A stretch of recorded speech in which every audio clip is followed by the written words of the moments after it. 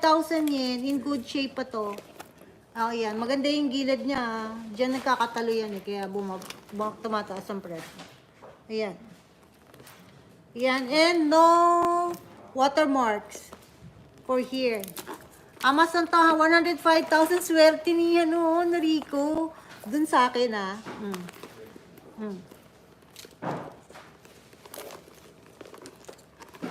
And the metal still in good shape. No cracks in the inside and no stickiness. Ayan.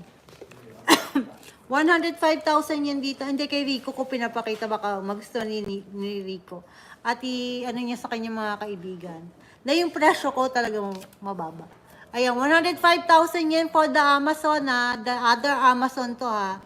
Na wala siyang watermarks. Look. Oh, walang watermarks. And the edges still in good shape. And the side of the